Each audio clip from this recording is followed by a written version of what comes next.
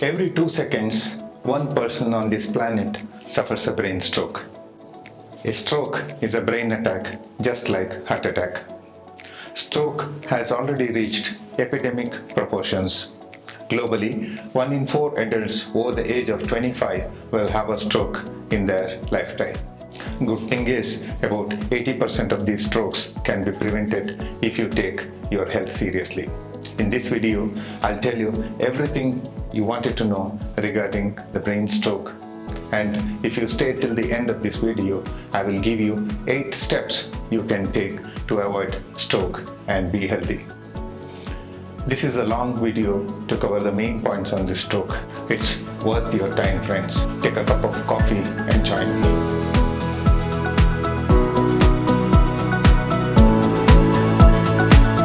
Hello friends, welcome to Doclogues channel.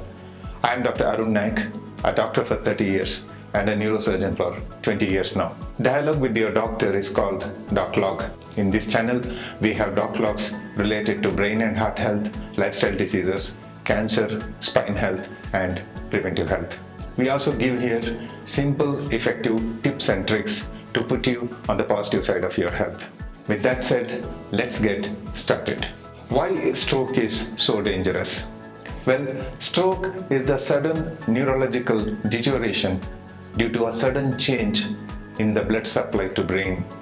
The neurological deterioration varies from mild weakness to deep coma status. Every 2 seconds, one person on this planet suffers a stroke. In fact, according to WHO, heart attack and stroke are the world's biggest killers, accounting for a combined 15 million deaths out of total 60 million deaths happening in 2016. That's about a quarter. Stroke can kill a person on the spot. If survived, about 40% of stroke survivors are affected by some neurological problems like speech defects, paralysis, blindness, memory deficits, and behavioral issues. If the dysfunction is severe, then the patient will be bedridden or wheelchair bound. He loses his job, loses income, and becomes totally dependent on daily activities including toilet needs. So another family member has to sacrifice his or her job and take care of their patient. He eventually will become a social liability. Stroke can happen both in men and women, boys and girls. In fact, stroke can happen in newborn babies too, and in babies before birth too. That's how prevalent stroke is in the community, and the incidence is increasing by the day. 30 years ago, when I was a young intern, I was taught by my medicine PGs that stroke happens after the age of 60. But the things have changed for worse in the last 20 years. More and more young people fall prey to this devastating disease.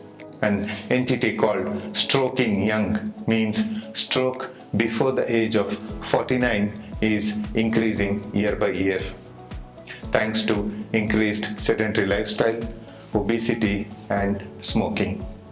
Stroking young is very common in Asia. Now, what are the risk factors for stroke? There are 2 types of risk factors. One is modifiable and the second non-modifiable. Modifiable risk factors mean you can still control and prevent these factors. There are 8 of them. Number 1, high blood pressure. Having a high blood pressure can triple your risk of having a stroke, especially hemorrhagic stroke. Number 2, high cholesterol. Well, cholesterol is a well-known cause of stroke. Deposition of bad cholesterol inside your arteries can block them, leading to a stroke. Watch a video on atherosclerosis in my channel. Number 3, diabetes. Diabetics are very much prone for stroke and heart attack. Number 4, obesity. Being obese increases your chances of developing a stroke and heart attack. Number 5, smoking. A warning for smoking out there. Yes, smoking increases your chance of developing a stroke. and heart attack both. Good news is that by stopping smoking, your risks reduce significantly. Number 6. Excess alcohol is a well-known cause for stroke. As a neurosurgeon, I see a lot of young men in party mood, binge drinking, and land up in a bad stroke. Binge drinking is drinking a large quantity of alcohol in a few hours. This is dangerous, friends. Number 7. Doing drugs. Drug abuse can cause stroke, especially intravenous drug abuse. Drugs are one of the causes for stroke in young. Number 8. And the most striking risk factor, especially in young stroke patients, that is physical inactivity. You heard it right. Being physically inactive or sedentary is now considered a disease by itself. It causes both heart attacks and strokes. Then there are 4 unmodifiable risk factors, means you have some predetermined factors on which you don't have any control. These are: number 1, age. Stroke is more common in the elderly. Number 2, ethnicity. Indians are more affected. India is already the stroke capital of the world. Number 3, gender. Males are affected more often than females. Number 4, family history of heart attack and stroke. If one of your first degree relative, that is your parent or sibling, develops a stroke, then your risk of developing the same increases significantly. Please watch my interesting video in my channel on risk factors for stroke. Let's have a brief info on brain blood supply. Brain is the crown jewel of a body, and no surprise that 20% of blood flowing in the body goes to the brain. Brain has about 90 billion neurons and 900 billion supporting cells. Mind-boggling. No wonder brain has a lot of energy need to maintain its 24/7 functioning. The supply has to be continuous and constant from the time we are born to death. Brain cannot survive for more than 3 minutes if its blood supply is cut. One more problem is that the brain cells do not reproduce like the other cells in our body. Once dead, forever dead. Now the brain is supplied by 4 arteries. 2 run in the front and 2 in the back of the neck. In addition, there are crisscross connecting channels inside the brain called circle of Willis, which ensures uninterrupted blood supply to the most vital organ in the body. Now, what are the types of strokes? There are 2 types. The first type is called an ischemic stroke. This is seen in about 80% of stroke patients. This is commonest. Now, ischemic stroke happens when one of the arteries supplying the brain is blocked either by a fat deposition inside them or blood clots. The fat deposition is called atherosclerosis, and this is due to issues in your cholesterol levels in the body. To know what is cholesterol and how it causes damage to our arteries, watch my separate video on cholesterol. This type of stroke is called thrombotic stroke. The second type of ischemic stroke happens when brain's artery is blocked by a blood clot traveling from heart. This type of stroke is called an embolic stroke. Now, second broad type of stroke is called hemorrhagic stroke or a brain hemorrhage. This happens in about 20% of stroke patients. This is the opposite of the type 1 stroke, that is ischemic stroke. Here, there is excess blood supply, meaning one of the brain's arteries is ruptured, usually due to high blood pressure. When an artery ruptures, there will be brain hemorrhage or bleeding inside the brain. This type of stroke is generally more severe and often life-threatening.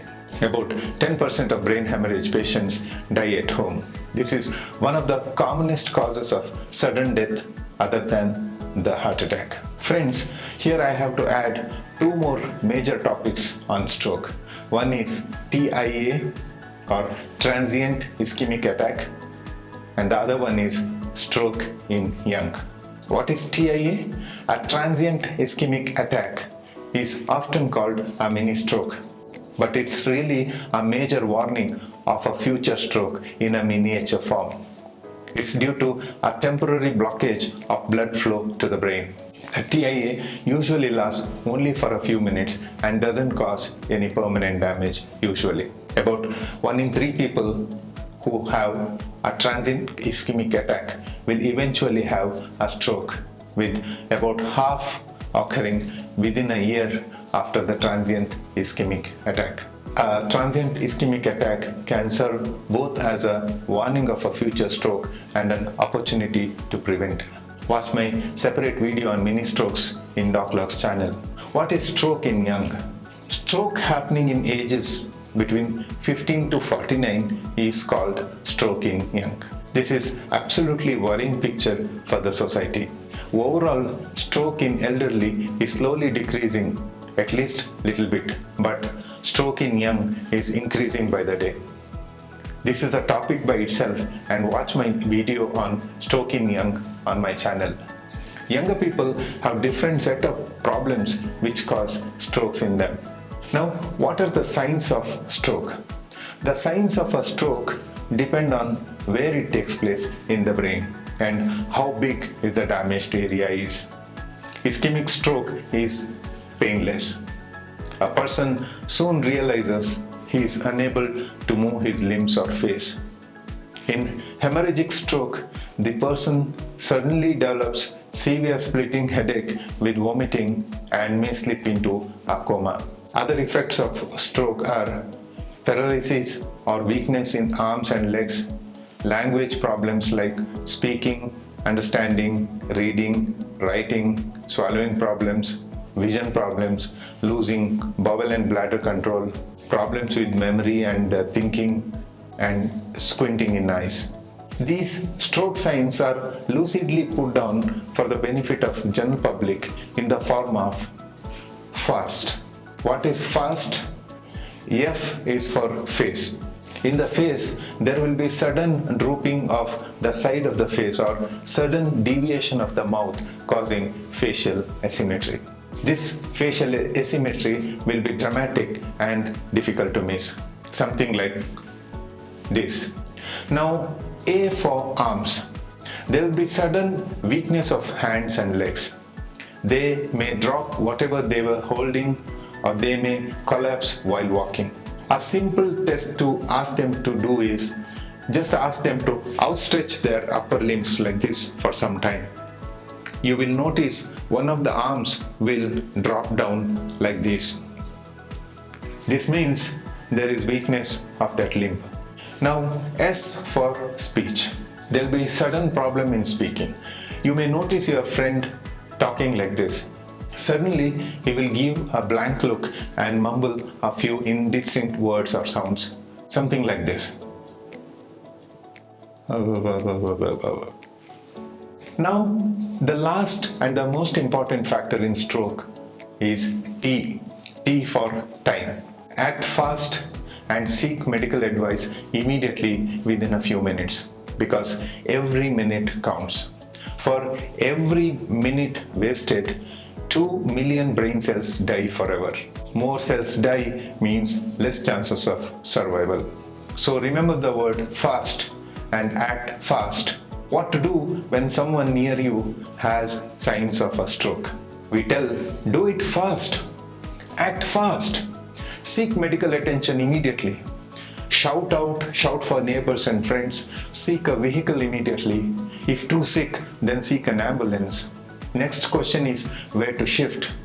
My suggestion, friends, is to shift the patient to a nearest well-equipped stroke-ready hospital where expert neurologist and a neurosurgeon is available round the clock. Coming to diagnosis. When a patient arrives in a stroke-ready hospital like mine, a stroke protocol is sounded in the hospital where all stakeholders in the hospital like physicians, neurospecialists, the emergency doctors, the intensive care specialists, scanning doctors and technicians leave every non-urgent work and rush to the stroke emergency.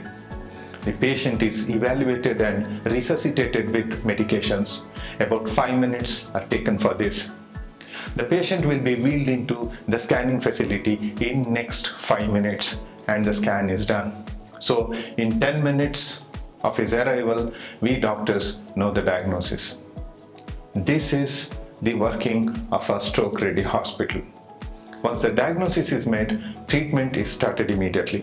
Treatment is entirely opposite in two types of stroke. In ischemic stroke, we do what is called as a thrombolysis treatment. Here, the blocked brain artery is opened by using clot buster injections.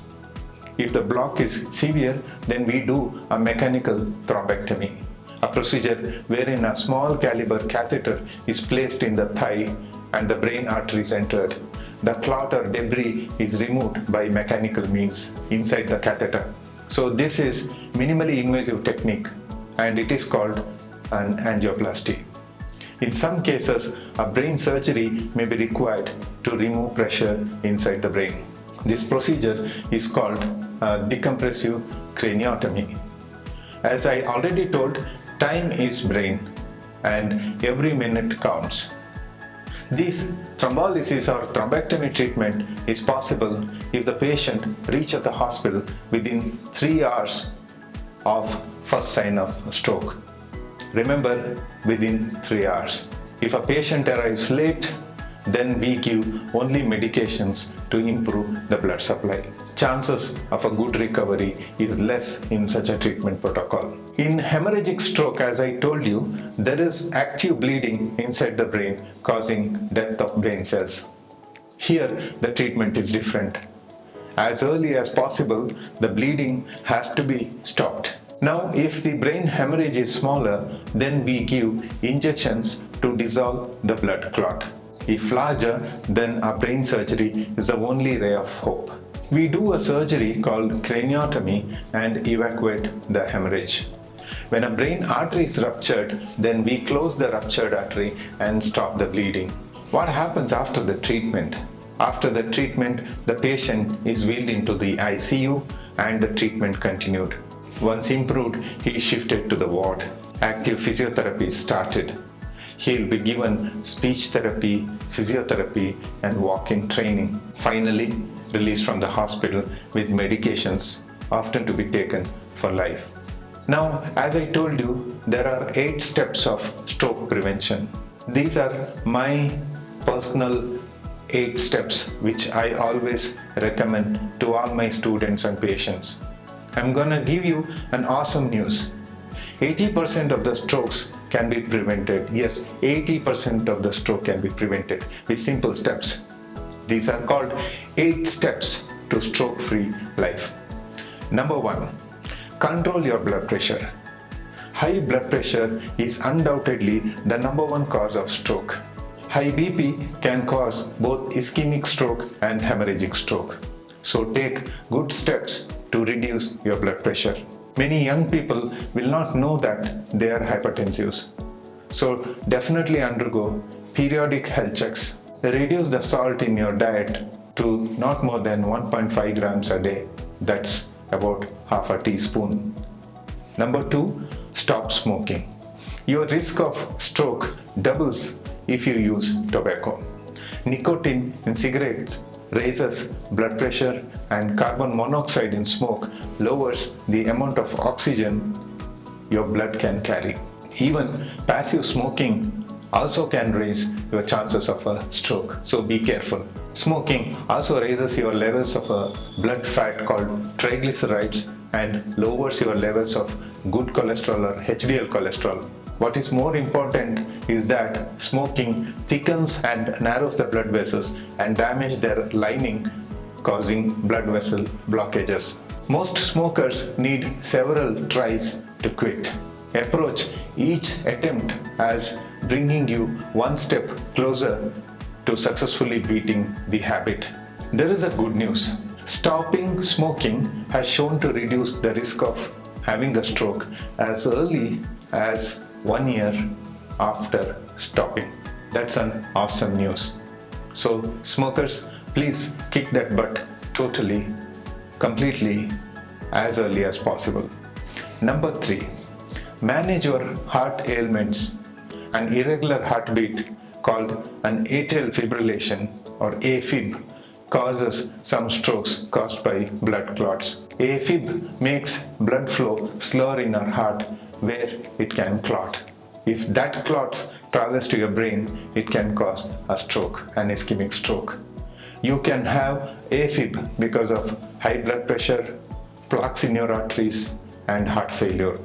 So talk to your cardiologist and take control of your heart diseases.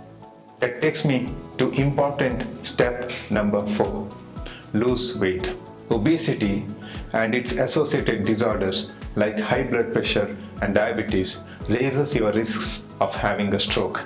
Weight control under good medical supervision can have a real impact on your stroke risk. Talk to your doctor and get into walking, exercises, and diet control. Now step number 5. Control your diabetes. High blood sugar can make you 2 to 4 times more likely to have a stroke. If it's not managed well, diabetes can lead to fatty deposits or clots inside your arteries. If you are a diabetic, check your blood sugar regularly, take medications as prescribed, and see your doctor every few months so that your sugar levels are optimum. Let's move now to my personal favorite, step number 6. Exercises. Yes, exercise contributes to losing weight and lowering your blood pressure, thereby reducing your stroke risk. Exercise is free, my friends. Exercise at a moderate intensity for 30 minutes at least 5 days a week. Take a walk around your neighborhood every morning. If your health allows, you can indulge in jogging, cycling, swimming, or simply a game of badminton. Choice is yours depending on your pre-existing health conditions and your physical abilities. Consult your physician before starting an exercise program. And remember, this has to be your lifelong goal. When you exercise, reach the level at which you are breathing hard, but you can still talk. What I practice and advise my patients is to avoid elevators in your office. Take those staircases and climb up the steps of both your office and your health. Let's move to step number 7. Again on lifestyle. Alcohol consumption. If you drink, do it in moderation. Moderate drinking is shown to be beneficial both for the heart and brain health. Friends, I am not advocating drinking as a mean to reduce your stroke risk. If you are a teetotaler, remain so and be happy. While if you are a drinker, do it in moderation, friends. Switch to red wine because they say it contains resveratrol, which is thought to protect the heart and the brain. Watch your portion sizes.